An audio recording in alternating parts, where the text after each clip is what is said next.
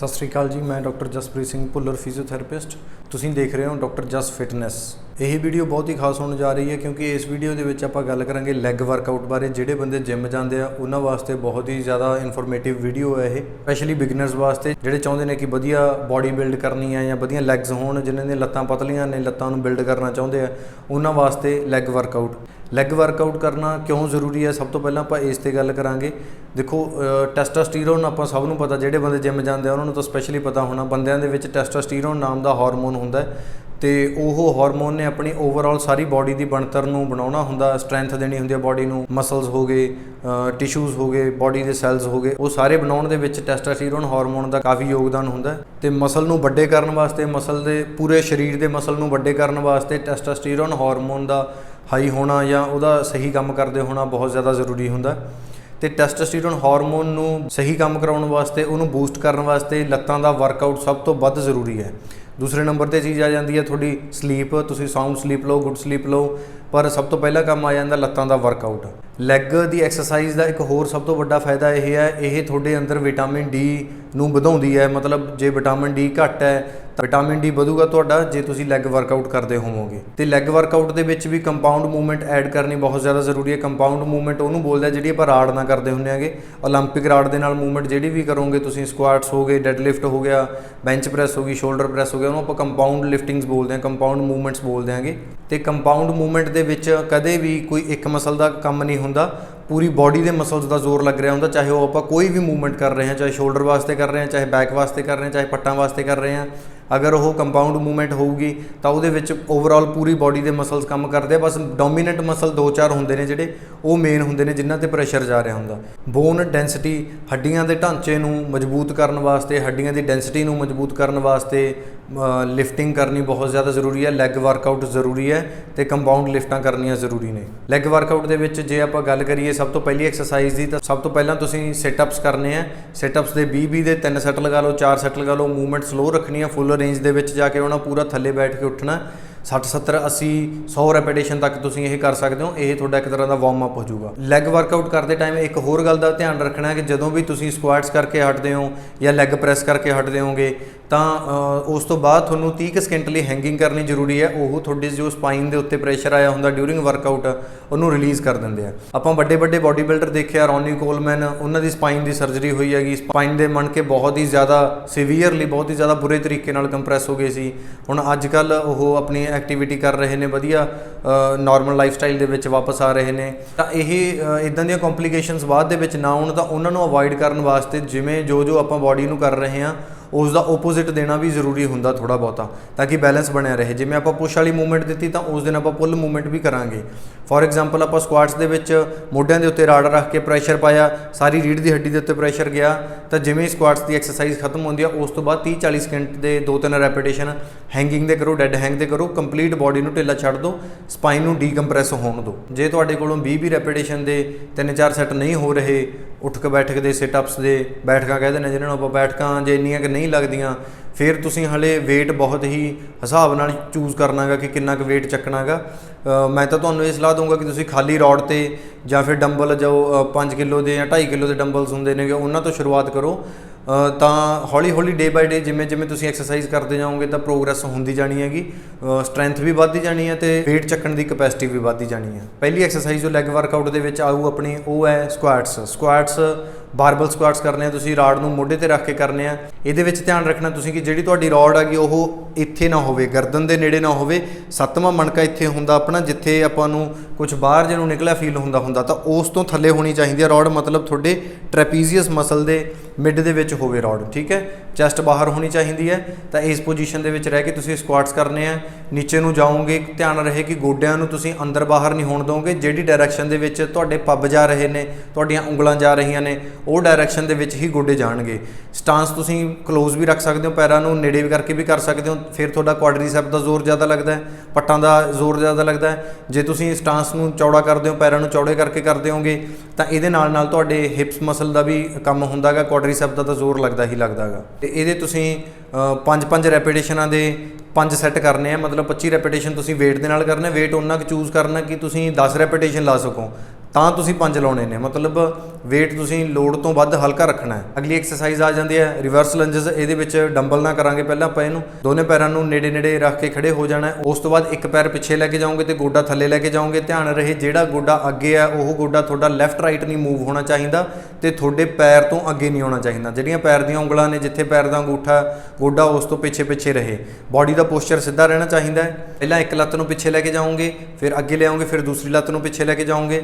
ਇਸ ਤਰ੍ਹਾਂ ਤੁਸੀਂ ਕਰਨੇ ਆ 12-12 ਰੈਪੀਟੇਸ਼ਨ ਦੋਨੇ ਪਾਸਿਆਂ ਨਾਲ ਕਰਨੇ ਆ ਤੇ ਇਹਦੇ ਤੁਸੀਂ 3 ਤੋਂ 4 ਸੈੱਟ ਕਰ ਸਕਦੇ ਹੋ। ਇਸ ਐਕਸਰਸਾਈਜ਼ ਵਿੱਚ weight ਤੁਸੀਂ ਉਨਾ ਕੁ ਰੱਖਣਾ ਹੈ ਜਿੰਨਾ ਕਿ ਤੁਸੀਂ 15 ਕੁ ਰੈਪੀਟੇਸ਼ਨ ਲਾ ਸਕੋ, ਪਰ ਲਾਉਣੇ ਤੁਸੀਂ 12 ਨੇਗੇ। ਮਤਲਬ ਇਹਦੇ ਵਿੱਚ weight ਥੋੜਾ ਜਿਹਾ ਆਪਾਂ ਵਧਾ ਦੇਣਾ, ਪਿਛਲੀ ਐਕਸਰਸਾਈਜ਼ ਨਾਲੋਂ ਇੰਟੈਂਸਿਟੀ ਤੇਜ਼ ਕਰ ਦੇਣੀ ਹੈ। ਹੁਣ ਤੱਕ ਜਿਹੜੀਆਂ 2 ਐਕਸਰਸਾਈਜ਼ਸ ਆਪਾਂ ਕਰੀਆਂ ਨੇ, ਪਹਿਲੀ ਅਗਰ ਤੁਸੀਂ ਵਾਈਡ ਸਟਾਂਸ ਨਾਲ ਕਰਦੇ ਹੋਗੇ ਤਾਂ ਉਹਦੇ ਵਿੱਚ ਤੁਹਾਡੀ overall leg, hip muscle, lateral side leg ਦੀ, ਬਾਹਰਲੀ ਸਾਈਡ ਲੈਗ ਦੀ, ਤੇ ਦੂਸਰੀ ਐਕਸਰਸਾਈਜ਼ ਦੇ ਵਿੱਚ ਤੁਹਾਡੇ ਕੁਆਡਰੀਸੈਪ ਮਤਲਬ ਪੱਟ ਤੇ ਹਿਪ ਜੁਆਇੰਟ ਇਹ ਟਾਰਗੇਟ ਹੋਏ ਨੇ। ਹੁਣ ਆਪਾਂ ਕੱਲੇ ਹਿਪ ਮਸਲ ਨੂੰ ਟਾਰਗੇਟ ਕਰਾਂਗੇ। ਇਸ ਤੋਂ ਅਗਲੀ ਐਕਸਰਸਾਈਜ਼ ਦੇ ਵਿੱਚ ਆਪਾਂ ਕੱਲੇ ਹਿਪ ਮਸਲ ਨੂੰ ਟਾਰਗੇਟ ਕਰਾਂਗੇ। ਇਹਦੇ ਵਿੱਚ ਹਿਪ ਤੇ ਹੈਮਸਟ੍ਰਿੰਗ ਦਾ ਥੋੜਾ ਬਹੁਤਾ ਜ਼ੋਰ ਲੱਗੂਗਾ, ਪਰ ਜ਼ਿਆਦਾ ਟਾਰਗੇਟ ਹਿਪ ਦੇ ਉੱਤੇ ਹੋਣਾ ਚਾਹੀਦਾ। ਐਕਸਰਸਾਈਜ਼ ਦਾ ਨਾਮ ਹੈ ਹਿਪ ਥਰਸਟ। ਇਹਦੇ ਵਿੱਚ ਰੌਡ ਨੂੰ ਰੱਖ ਲੈਣਾ ਆਪਣੇ ਲੱਕ ਦੇ ਉੱਤੇ। ਰੌਡ ਨੂੰ ਤੁਸੀਂ ਉੱਥੇ ਰੱਖਣਾ ਜਿੱਥੇ ਆਪਾਂ ਨੂੰ ਆਹ 2 ਹੱਡੀਆਂ ਮਹਿਸੂਸ ਹੁੰਦੀਆਂ ਉਸ ਤੋਂ ਥੋੜਾ ਜਿਹਾ ਥੱਲੇ, ਮਤਲਬ ਜਿਸ ਜਗ੍ਹਾ ਤੇ ਆਪਾਂ ਬੈਲਟ ਬੰਨ੍ਹਦੇ ਆਂਗੇ। ਚੈਸਟ ਹੈ ਜਿਹੜੀ ਤੁਹਾਡੀ ਉਹ ਥੋੜੀ ਜੀ ਉੱਪਰ ਉੱਠੀ ਹੋਊਗੀ, ਮਤਲਬ ਤੁਸੀਂ ਸਾਹਮਣੇ ਦੇਖ ਰਹੇ ਹੋਵੋਗੇ, ਤੁਸੀਂ ਉੱਪਰ ਨੂੰ ਛੱਤ ਵੱਲ ਨੂੰ ਨਹੀਂ ਦੇਖ ਰਹੇ ਹੋਵੋਗੇ। ਸਾਹਮਣੇ ਦੇਖਦੇ ਦੇਖਦੇ ਉਸ ਤੋਂ ਬਾਅਦ ਤੁਸੀਂ ਹਿਪ ਨੂੰ ਨੀਚੇ ਲੈ ਕੇ ਜਾਣਾ ਹੈ। ਹਿਪ ਨੂੰ ਨੀਚੇ ਲੈ ਕੇ ਜਾਣ ਤੋਂ ਬਾਅਦ ਜਦੋਂ ਤੁਸੀਂ ਹਿਪ ਨੂੰ ਉੱਪਰ ਲੈ ਕੇ ਆਓਗੇ ਤਾਂ ਉਸ ਟਾਈਮ ਤੁਹਾਡੇ ਹਿਪ ਦਾ ਜ਼ੋਰ ਲੱਗਣਾ ਚਾਹੀਦਾ, ਲੋਅਰ ਬੈਕ ਦਾ ਜ਼ੋਰ ਨਹੀਂ ਲੱਗਣਾ ਚਾਹੀਦਾ। ਜੇ ਤੁਹਾਡੇ ਲੋਅਰ ਬੈਕ ਤੇ ਪ੍ਰੈਸ਼ਰ ਆ ਰਿਹਾ ਤਾਂ ਇਹਦਾ ਮਤਲਬ ਤੁਸੀਂ ਐਕਸਰਸਾਈਜ਼ ਗਲਤ ਕਰ ਰਹੇ ਹੋਗੇ। ਕਿਸੇ ਨਾ ਕਿਸੇ ਐਕਸਪਰਟ ਤੋਂ ਪਤਾ ਕਰੋ ਕਿ ਇਹ ਐਕਸਰਸਾਈਜ਼ ਸਹੀ ਕਿਵੇਂ ਹੁੰਦੀ ਹੈ।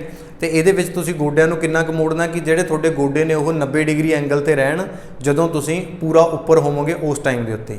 ਤੇ ਲੋਡ ਤੋਂ ਵੱਧ ਉੱਪਰ ਨੂੰ ਪੁਸ਼ ਕਰਨ ਦੀ ਲੋੜ ਨਹੀਂ ਹੈ ਤੁਹਾਨੂੰ weight ਨੂੰ। ਤੁਸੀਂ weight ਨੂੰ ਉੱਥੇ ਤੱਕ ਪੁਸ਼ ਕਰੋ ਕਿ ਤੁਹਾਡੀ ਬਾਡੀ ਦੇ ਬਿਲਕੁਲ ਸਿੱਧੀ ਤੋਂ ਥੋੜਾ ਜਿਹਾ ਨੇੜੇ ਆ ਜੇ, ਮਤਲਬ ਬਹੁਤ ਜ਼ਿਆਦਾ ਉੱਪਰ ਨੂੰ ਨਹੀਂ ਚੱਕਣਾ, ਉੱਪਰ ਨੂੰ ਧੱਕਣਾ ਨਹੀਂ weight। ਹਿਪ ਦਾ ਜ਼ੋਰ ਲਾ ਕੇ ਜਿੱਥੇ ਤੱਕ ਈਜ਼ੀਲੀ ਆਉਂਦਾ ਉੱਥੇ ਤੱਕ ਲੈ ਕੇ ਆਉਣਾ ਹੈ। ਹਿਪ ਥਰਸਟ ਐਕਸਰਸਾਈਜ਼ ਬਹੁਤ ਜ਼ਿਆਦਾ ਜ਼ਰੂਰੀ ਐਕਸਰਸਾਈਜ਼ ਹੈ ਦੋਨਾਂ ਵਾਸਤੇ, ਮੇਲਸ ਵਾਸਤੇ, ਫੀਮੇਲਸ ਵਾਸਤੇ। ਇਹ ਐਕਸਰਸਾਈਜ਼ ਨਾਲ ਮੇਲ ਤੇ ਫੀਮੇਲ ਦੋਨਾਂ ਦੇ ਵਿੱਚ ਫਰਟੀਲਿਟੀ ਵਧਣ ਦੇ ਬਹੁਤ ਜ਼ਿਆਦਾ ਚਾਂਸਸ ਵੱਧ ਜਾਂਦੇ ਨੇਗੇ। ਪ੍ਰੈਗਨੈਂਸੀ ਦੇ ਦੌਰਾਨ ਵੀ ਵੂਮਨਸ ਇਹ ਐਕਸਰਸਾਈਜ਼ ਕਰ ਸਕਦੀਆਂ ਨੇ, ਪਰ ਵਿਦਆਊਟ weight ਕਰਨੀ ਹੈ, weight ਨਾਲ ਨਹੀਂ ਕਰਨੀ। ਘਰੇ ਸਿੱਧੇ ਬੈੱਡ ਦੇ ਉੱਤੇ ਲੇਟ ਕੇ ਗੋਡਿਆਂ ਨੂੰ ਮੋੜ ਕੇ ਬੈਕ ਨੂੰ ਉੱਪਰ ਚੱਕਣਾ। ਇਹਦੇ ਨਾਲ ਪੋਸਟ ਪ੍ਰੈਗਨੈਂਸੀ ਜੋ ਬੈਕ ਪੇਨ ਵਗੈਰਾ ਆਉਣ ਲੱਗ ਜਾਂਦੇ ਆ ਉਹ ਨਹੀਂ ਆਉਂਦੇ, बैक बिल्कुल नॉर्मल बिहेव करती है। अगली एक्सरसाइज है अपनी रोमानियन डेडलिफ्ट, पर करनी है एक लत्त के उत्ते सिंगल लैग RDLs। इस दे विच सीधे खड़े होना है, एक गोडे नूं मोड़ लेना है, अगे नूं भी चक सकते हो, गोडे नूं पिछे नूं भी मोड़ के रख सकते हो। बॉडी का पोस्चर सीधा रहूगा, लक नूं पूरा टाइट रखोगे तुसीं, लक अगे पिछे नूं मूव नहीं होना चाहिए। गोडे नूं बहुत ज़्यादा बेंड नहीं करना, मतलब तुसीं अपने गोडे नूं पैर तो ज़्यादा अगे नहीं लैके आउणा, हिप नूं थोड़ा जिहा पिछे लैके जाओगे तो स्पाइन नूं बिना मोड़े बेंड करे गोल करे सीधी दी सीधी थल्ले नूं झुका दोगे तुसीं। ਇਹਦੇ ਵਿੱਚ ਸਪਾਈਨ ਸਿੱਧੀ ਰਹਿਣੀ ਬਹੁਤ ਜ਼ਿਆਦਾ ਜ਼ਰੂਰੀ ਹੈ। ਤੇ ਪ੍ਰੈਸ਼ਰ ਆ ਜਿਹੜਾ ਤੁਹਾਡੇ ਉਹ ਪੱਟ ਦੇ ਪਿਛਲੇ ਹਿੱਸੇ ਤੇ ਆਉਣਾ ਚਾਹੀਦਾ। ਲੋਅਰ ਬੈਕ ਤੇ 5-7% ਪ੍ਰੈਸ਼ਰ ਆਊਗਾ ਤਾਂ ਕੋਈ ਚੱਕਰ ਨਹੀਂ, ਬਹੁਤ ਜ਼ਿਆਦਾ ਪ੍ਰੈਸ਼ਰ ਨਹੀਂ ਫੀਲ ਹੋਣਾ ਚਾਹੀਦਾ ਲੋਅਰ ਬੈਕ ਤੇ। ਅਗਰ ਬਹੁਤ ਜ਼ਿਆਦਾ ਪ੍ਰੈਸ਼ਰ ਲੋਅਰ ਬੈਕ ਤੇ ਫੀਲ ਹੋ ਰਿਹਾ ਹੈ ਫਿਰ ਇਹ ਐਕਸਰਸਾਈਜ਼ ਤੁਸੀਂ ਗਲਤ ਕਰ ਰਹੇ ਹੋ। ਤੇ ਇਸ ਐਕਸਰਸਾਈਜ਼ ਦੇ ਵਿੱਚ ਤੁਸੀਂ ਪੂਰਾ ਹਿਪ ਨੂੰ ਲੌਕ ਨਹੀਂ ਕਰਨਾ ਹੁੰਦਾ, ਹਿਪ ਨੂੰ ਥੋੜਾ ਜਿਹਾ ਅਨਲੌਕ ਰੱਖਣਾ ਹੁੰਦਾ ਤੇ ਉੱਥੋਂ ਹੀ ਤੁਸੀਂ ਵਾਪਸ ਨੀਚੇ ਜਾਣਾ ਹੁੰਦਾ। ਇਹਦੇ ਵਿੱਚ ਬਹੁਤ ਜ਼ਿਆਦਾ ਥੱਲੇ ਜਾਣ ਦੀ ਕੋਸ਼ਿਸ਼ ਨਹੀਂ ਕਰਨੀ ਕਿ ਤੁਸੀਂ ਡੰਬਲ ਨੂੰ ਥੱਲੇ ਟੱਚ ਕਰਕੇ ਆਉਣਾ। ਇਸ ਚੱਕਰ ਦੇ ਵਿੱਚ ਡੰਬਲ ਨੂੰ ਥੱਲੇ ਟੱਚ ਕਰਨ ਦੇ ਚੱਕਰ ਦੇ ਵਿੱਚ ਜਾਂ ज़्यादा नीवे लैके जाने के चक्कर के लोअर बैक इन्वॉल्व हो जाती है तो लोअर बैक के कोई ना कोई प्रॉब्लम शुरू हो जाती है।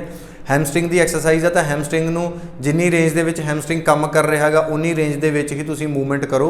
जिथों हैमस्ट्रिंग का काम बंद हो जाता है वो रेंज के मूवमेंट नूं ना लैके जाओ। यही एक्सरसाइज पुड़े के दर्द वाले वास्ते बहुत वधिया, अगर बिना वेट तो भी कर लैणगे।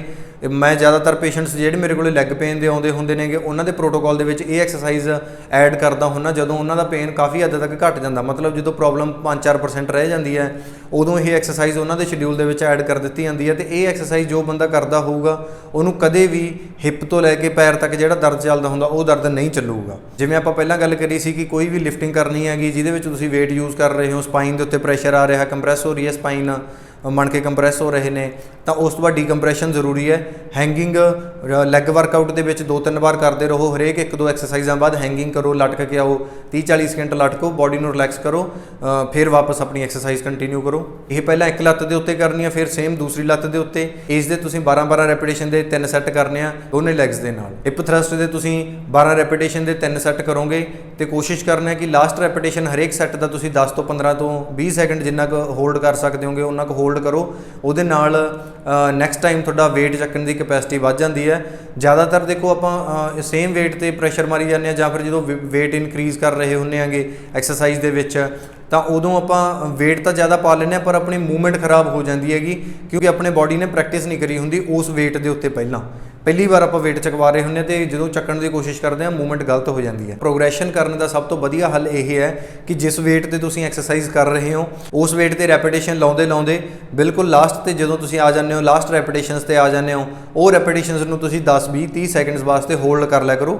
ਉਹ ਹੋਲਡ ਤੁਹਾਡਾ ਅਗਰ ਤੁਸੀਂ 20 ਕਿਲੋ ਫਰਜ਼ ਕਰ ਲਓ weight ਚੱਕ ਰਹੇ ਹੋ ਤੇ ਲਾਸਟ ਰੈਪੀਟੇਸ਼ਨ ਨੂੰ ਤੁਸੀਂ 20 ਸਕਿੰਟ ਹੋਲਡ ਕਰ ਰਹੇ ਹੋ ਤਾਂ ਲਾਸਟ ਰੈਪੀਟੇਸ਼ਨ ਤੁਸੀਂ 20 ਕਿਲੋ weight ਨਾਲ ਨਹੀਂ ਲਾ ਰਹੇ, ਉਹ ਤੁਸੀਂ 30 ਤੋਂ 40 ਕਿਲੋ weight ਦੇ ਨਾਲ ਲਾ ਰਹੇ ਹੁੰਦੇ ਹੋ। ਹੋਲਡ ਨਾਲ ਇੰਨਾ weight ਵੱਧ ਜਾਂਦਾ ਤੇ ਜਦੋਂ ਤੁਸੀਂ ਨੈਕਸਟ ਟਾਈਮ weight ਚੱਕਣ ਦੀ ਕੋਸ਼ਿਸ਼ ਕਰਦੇ ਹੋ, ਵਧਾ ਕੇ weight ਨੂੰ 40 ਕਿਲੋ ਚੱਕਣ ਦੀ ਕੋਸ਼ਿਸ਼ ਕਰੋਗੇ ਤਾਂ ਕੋਈ ਜ਼ਿਆਦਾ ਦਿੱਕਤ ਨਹੀਂ ਆਊਗੀ, ਕਿਉਂਕਿ ਆਲਰੇਡੀ ਉਸ ਲੈਵਲ ਦੇ ਉੱਤੇ ਉਹਨਾਂ weight ਬਾਡੀ ਚੱਕ ਚੁੱਕੀ ਹੁੰਦੀ ਹੈ। ਹੁਣ ਤੱਕ ਆਪਾਂ ਹਿਪ, ਪੱਟ ਦਾ ਅਗਲਾ ਹਿੱਸਾ ਤੇ ਪੱਟ ਦਾ ਪਿਛਲਾ ਹਿੱਸਾ ਇਹ ਮਸਲਸ ਕਵਰ ਕਰ ਚੁੱਕੇ ਆਂਗੇ। ਹੁਣ ਸਭ ਤੋਂ ਮੇਨ ਮਸਲ ਰਹਿ ਗਿਆ ਆਪਣਾ ਪਿੰਜਲੀ, ਕਾਫ ਮਸਲ। ਇਸ ਦੀਆਂ ਐਕਸਰਸਾਈਜ਼ਸ ਕਰਨੀਆਂ ਬਹੁਤ ਜ਼ਿਆਦਾ ਜ਼ਰੂਰੀ ਨੇ ਗਿੱਟੇ ਦੀ ਹੈਲਥ ਵਾਸਤੇ, ਗਿੱਟਾ ਸਟੇਬਲ ਰੱਖਣ ਵਾਸਤੇ, ਓਵਰਆਲ ਬਾਡੀ ਦਾ ਬੈਲੈਂਸ ਬਣਾਈ ਰੱਖਣ ਵਾਸਤੇ। ਕਾਫ ਮਸਲ ਤਾਕਤਵਰ ਨਹੀਂ ਹੈ ਤਾਂ ਬਾਡੀ ਦਾ ਬੈਲੈਂਸ ਵਿਗੜ ਸਕਦਾ ਹੈਗਾ, ਕੋਈ ਵੀ ਪ੍ਰੋਬਲਮ ਆ ਸਕਦੀ ਹੈ ਗੋਡੇ ਦੇ ਵਿੱਚ, ਚੂਲੇ ਦੇ ਵਿੱਚ, ਲੋਅਰ ਬੈਕ ਦੇ ਵਿੱਚ। ਪਿੰਜਲੀ ਦਾ ਮਜ਼ਬੂਤ ਤੇ ਹੈਲਥੀ ਹੋਣਾ ਬਹੁਤ ਜ਼ਿਆਦਾ ਜ਼ਰੂਰੀ ਹੈ। ਇਸ ਦੇ ਵਾਸਤੇ ਕੋਸ਼ਿਸ਼ ਕਰੋ ਜੇ ਤੁਸੀਂ ਨਵੇਂ ਜਿਮ ਲਾਉਣ ਲੱਗੇ ਹੋ ਫਿਰ ਤਾਂ ਪਲੇਨ ਫਲੋਰ ਦੇ ਉੱਤੇ ਕਰੋ। ਜੇ ਪਹਿਲਾਂ ਲਗਾ ਰਹੇ ਹੋਗੇ ਫਿਰ ਤੁਸੀਂ ਪਲੇਟਾਂ ਰੱਖ ਸਕਦੇ ਹੋਗੇ, ਪਲੇਟਾਂ ਦੇ ਉੱਤੇ ਪੰਜਾਂ ਨੂੰ ਰੱਖ ਕੇ ਅੱਡੀ ਥੱਲੇ ਲਗਾ ਲੈਣੀ ਹੈ ਤਾਂ ਇਸ ਦੇ ਨਾਲ ਥੋੜੀ ਜਿਹੀ ਖਿੱਚ ਮਹਿਸੂਸ ਹੋਊਗੀ ਤੁਹਾਨੂੰ ਪਿੰਜਲੀ ਦੇ ਉੱਤੇ। ਉਸ ਤੋਂ ਬਾਅਦ ਅੱਡੀਆਂ ਨੂੰ ਉੱਪਰ ਚੱਕਣਾ ਹੈ, ਹੋਲਡ ਰੱਖਣਾ ਹੈ 1-2 ਸੈਕਿੰਡ ਲਈ, ਫਿਰ ਵਾਪਸ ਨੀਚੇ ਲਿਆਉਣਾ। ਹੋਲਡ ਵੀ ਰੱਖ ਸਕਦੇ ਹੋ, ਨਾਰਮਲ ਮੂਵਮੈਂਟ ਵੀ ਕਰ ਸਕਦੇ ਹੋ, ਪਰ weight ਚੱਕਣਾ ਹੈ ਅਕੋਰਡਿੰਗ ਟੂ ਕੈਪੈਸਿਟੀ ਕਿ 20 ਰੈਪੀਟੇਸ਼ਨ ਲਾਉਣੇ ਆ ਤੇ 20 ਰੈਪੀਟੇਸ਼ਨ ਲੱਗ ਜਾਣ, ਮੂਵਮੈਂਟ ਖਰਾਬ ਨਾ ਹੋਵੇ, ਜੋ ਐਕਸਰਸਾਈਜ਼ ਦੀ ਫਾਰਮ ਹੈ ਉਹ ਟੇਢੀ ਵਿੰਗੀ ਨਾ ਹੋਵੇ। 20 ਰੈਪੀਟੇਸ਼ਨ ਕਰੋਗੇ ਤੁਸੀਂ 3 ਤੋਂ 4 ਸੈੱਟ ਕਰ ਸਕਦੇ ਹੋ। ਇਸ ਦੇ ਉੱਪਰ ਨੀਚੇ ਅੱਡੀਆਂ ਕਰਨੀਆਂ ਨੇ, ਗੋਡਿਆਂ ਨੂੰ ਪੂਰਾ ਲੌਕ ਰੱਖੋਗੇ, ਕੋਰ ਨੂੰ ਪੂਰਾ ਟਾਈਟ ਰੱਖੋਗੇ, ਡੰਬਲ ਤੁਹਾਡੇ ਸਰੀਰ ਦੇ ਅਗਲੇ ਹਿੱਸੇ ਨਾਲ, ਪੱਟ ਦੇ ਅਗਲੇ ਹਿੱਸੇ ਨਾਲ ਟੱਚ ਹੋ ਰਹੇ ਹੋਣਗੇ, ਸਾਈਡ ਤੇ ਵੀ ਨਹੀਂ ਕਰਨੇ, ਪਿੱਛੇ ਨੂੰ ਵੀ ਨਹੀਂ ਕਰਨੇ ਤੇ ਗਰਦਨ ਬਿਲਕੁਲ ਸਿੱਧੀ ਰੱਖੋਗੇ। ਜਿਸ ਟਾਈਮ ਉੱਪਰ ਜਾਓਗੇ ਉਦੋਂ ਫਾਸਟ ਜਾ ਸਕਦੇ ਹੋ, ਥੱਲੇ ਨੂੰ ਬਿਲਕੁਲ ਸਲੋ ਆਓਗੇ ਤੁਸੀਂ। ਇਹ ਸੀ ਲੈਗ ਵਰਕਆਊਟ ਦੀਆਂ ਐਕਸਰਸਾਈਜ਼ਸ, ਇਹ ਤੁਸੀਂ ਸ਼ੁਰੂ ਕਰੋ। ਇਹਦੇ ਨਾਲ ਬਹੁਤ ਹੀ ਵਧੀਆ ਰਿਜ਼ਲਟ ਆਉਂਦਾ ਹੈਗਾ ਲੈਗ ਦੀ ਗਰੋਥ ਦਾ, ਲੈਗ ਦੀ ਸਟਰੈਂਥ ਵਧਣ ਦਾ, ਓਵਰਆਲ ਬਾਡੀ ਦੇ ਪੋਸਚਰ ਦਾ, ਬਾਡੀ ਦਾ ਪੋਸਚਰ ਵੀ ਸਹੀ ਹੁੰਦਾ ਹੈਗਾ ਇਹਨਾਂ ਐਕਸਰਸਾਈਜ਼ਸ ਦੇ ਨਾਲ, ਕਿਉਂਕਿ ਕੰਪਾਊਂਡ ਲਿਫਟਸ ਜ਼ਿਆਦਾ ਨੇਗੀਆਂ। ਹਿਪ ਥਰਸਟ ਹੋ ਗਿਆ, ਸਕੁਆਟਸ ਹੋ ਗਏ, ਲੰਜਸ ਵੀ ਤੁਸੀਂ ਰੌਡ ਨਾਲ ਕਰ ਸਕਦੇ ਹੋਗੇ। ਉਹਦੇ ਉੱਤੇ ਅਲੱਗ ਵੀਡੀਓ ਬਣਾਵਾਂਗੇ ਕਿ ਲੰਜਸ ਅਗਰ ਰੌਡ ਨਾਲ ਕਰਨੇ ਤਾਂ ਕਿਹੜੇ ਪੁਆਇੰਟਸ ਤੇ ਧਿਆਨ ਰੱਖਣ ਦੀ ਲੋੜ ਹੁੰਦੀ ਹੈ। ਇਹ ਵਰਕਆਊਟ ਤੁਸੀਂ ਆਪਣੇ ਸ਼ਡਿਊਲ ਦੇ ਵਿੱਚ ਐਡ ਕਰ ਸਕਦੇ ਹੋ। ਇੱਕ ਹੋਰ ਗੱਲ ਜੋ ਬਹੁਤ ਜ਼ਿਆਦਾ ਜ਼ਰੂਰੀ ਹੈ, ਕਦੇ ਵੀ ਲੰਬੇ ਸਮੇਂ ਵਾਸਤੇ ਸੇਮ ਵਰਕਆਊਟ ਪਲਾਨ ਨੂੰ ਫੋਲੋ ਨਾ ਕਰੋ, ਕਿਉਂਕਿ ਬਾਡੀ ਆਪਣੀ ਇੱਦਾਂ ਦੀ ਹੈ, ਇਹ ਬਹੁਤ ਜਲਦੀ ਚੀਜ਼ ਨੂੰ ਸਿੱਖ ਜਾਂਦੀ ਹੈ। ਜਿਹੜੀ ਮੂਵਮੈਂਟ ਤੁਸੀਂ ਕਰੀ ਜਾਂਦੇ ਹੋ ਉਹ ਮੂਵਮੈਂਟ ਨੂੰ ਬਾਡੀ ਲਰਨ ਕਰ ਜਾਂਦੀ ਹੈਗੀ, ਮਸਲਸ ਉਹਦਾ ਰਿਸਪੌਂਸ ਦੇਣਾ ਬੰਦ ਕਰ ਜਾਂਦੇ ਆ, ਆਟੋਮੈਟਿਕ ਜਿਵੇਂ ਕਹ ਲਓ ਰਿਫਲੈਕਸ ਐਕਸ਼ਨ ਦੇ ਵਿੱਚ ਐਡ ਹੋ ਜਾਂਦੀ ਹੈਗੀ ਉਹ ਮੂਵਮੈਂਟ ਤੁਹਾਡੀ। ਤਾਂ ਮੂਵਮੈਂਟਸ ਨੂੰ ਚੇਂਜ ਕਰਦੇ ਰਹੋ, ਮਸਲ ਟਾਰਗੇਟ ਹੁੰਦੇ ਰਹਿਣਗੇ, ਹਰੇਕ 2-3 ਮਹੀਨਿਆਂ ਬਾਅਦ ਆਪਣਾ ਵਰਕਆਊਟ ਪਲਾਨ ਚੇਂਜ ਕਰਦੇ ਰਹੋ। ਉਹਦੇ ਵਿੱਚ ਮਸਲ ਗਰੁੱਪ ਸੇਮ ਰੱਖੋ ਪਰ ਐਕਸਰਸਾਈਜ਼ ਚੇਂਜ ਕਰਦੇ ਰਹੋ। ਜਿਵੇਂ ਪੁਸ਼ ਪੁੱਲ ਲੈਗ ਵਰਕਆਊਟ ਨੂੰ ਤੁਸੀਂ ਯੂਜ਼ ਕਰ ਸਕਦੇ ਹੋਗੇ, ਬਹੁਤ ਵਧੀਆ ਰਿਜ਼ਲਟਸ ਨੇ ਇਹਦੇ ਵਿੱਚ ਬਹੁਤ ਸਾਰੀਆਂ ਐਕਸਰਸਾਈਜ਼ਸ ਆ ਜਾਂਦੀਆਂ ਨੇਗੀਆਂ। ਮੇਰਾ ਟਾਰਗੇਟ ਇਹ ਹੁੰਦਾ ਜੋ ਇੱਕ ਦਿਨ ਦਾ ਵਰਕਆਊਟ ਆ ਉਹਦੇ ਵਿੱਚ ਜ਼ਿਆਦਾ ਐਕਸਰਸਾਈਜ਼ਸ ਐਡ ਕਰਨ ਦੇ ਨਾਲੋਂ ਥੋੜ੍ਹੀਆਂ ਐਕਸਰਸਾਈਜ਼ਸ ਨੂੰ ਕਲੀਨ ਰੈਪੀਟੇਸ਼ਨਸ ਦੇ ਵਿੱਚ ਨੰਬਰ ਆਫ ਰੈਪੀਟੇਸ਼ਨ ਵਧਾ ਕੇ ਕਰਿਆ ਜਾਵੇ ਤਾਂ ਕਿ ਜ਼ਿਆਦਾ ਇਫੈਕਟ ਹੋਵੇ ਤੇ ਬਾਅਦ ਦੇ ਵਿੱਚ ਆਪਾਂ ਨੂੰ ਜੇ ਐਕਸਰਸਾਈਜ਼ ਰਿਪਲੇਸ ਕਰਨ ਦੀ ਲੋੜ ਪੈਂਦੀ ਹੈ ਤੇ ਆਪਣੇ ਕੋਲੇ ਆਪਸ਼ਨਸ ਹੋਣ। ਤਾਂ ਪੁਸ਼ ਪੁੱਲ ਲੈਗ ਨੂੰ ਫੋਲੋ ਕਰੋ। ਤਾਂ ਇਹ ਲੈਗ ਦਾ ਵਰਕਆਊਟ ਹੈ। ਜਲਦ ਹੀ ਪੁਸ਼ ਤੇ ਪੁੱਲ ਦਾ ਵਰਕਆਊਟ ਵੀ ਤੁਹਾਨੂੰ ਦੱਸਾਂਗੇ। ਡਾਕਟਰ ਜਸ ਫਿਟਨੈਸ ਚੈਨਲ ਦੇ ਨਾਲ ਜੁੜੇ ਰਹੋ, ਸਬਸਕ੍ਰਾਈਬ ਕਰ ਲਓ ਤਾਂ ਕਿ ਜੋ ਆਉਣ ਵਾਲੀਆਂ ਵੀਡੀਓਜ਼ ਨੇ ਉਹ ਤੁਸੀਂ ਦੇਖ ਸਕੋ। ਵੀਡੀਓ ਨੂੰ ਦੇਖਣ ਵਾਸਤੇ ਧੰਨਵਾਦ ਜੀ।